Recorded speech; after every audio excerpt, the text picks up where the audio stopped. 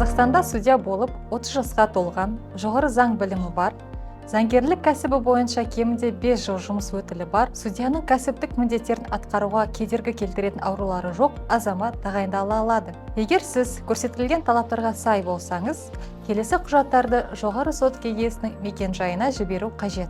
Құжаттардың талаптарға сәйкестігін тексергеннен кейін, үміткерлер келесі кезеңдерді қамтитын біліктілік емтиханынан өтуге шақырылады. Заңнаманы білуге арналған компьютерлік тестілеу, жазбаша эссе, кейстік тапсырмаларын орындау, психологиялық тестілеу, жоғары сот кеңесі жанындағы біліктілік комиссияның мүшелерімен әңгімелесу. Бірінші кезең. Компьютерлік тестілеу құқықтың 9 саласын қамтитын, оның ішінде 7 өтуге міндетті және кандидаттың таңдауы бойынша айқындалатын 2 қосымша саланы қамтитын 100 сұрақтан тұрады. Компьютерлік тестілеуде 75 және одан жоғары балл жинаған тұлғалар емтиханның екінші кезеңіне эссе жазуға шақырылады. Эссе берілген тақырыпқа жазылады. Эссе жазу уақыты 2 сағаттан аспайды.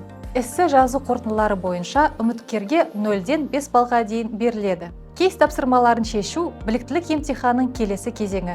Кейстік тапсырмаларды көрсетілген сот практикасындағы жағдайлар заңнаманы білуге арналған компьютерлік тестілеуге енгізілген құқық салаларына негізделеді. Кейс тапсырмаларын орындағаннан кейін кандидат психологиялық тестілеуге жіберіледі. Психологиялық тестілеудің мақсаты үміткердің судья ретінде жұмыс істеу үшін қажетті жеке психологиялық ерекшеліктерін, сондай-ақ мұндай жұмысқа кедергі келтіретін факторларын анықтау болып табылады. Психологиялық тестілеуді сәтті тапсырған үміткерлер емтиханның соңғы қорытынды кезеңіне біліктілік комиссияның мүшелерімен әңгімелесуге шақырылады. Эссе жазу, кейстік тапсырмаларды орындау және комиссия мүшелерімен әңгімелесу қорытындысы бойынша 20-дан кемінде 14 балл жинаған үміткерлер біліктілік емтиханнан сәтті өтті деп есептеледі.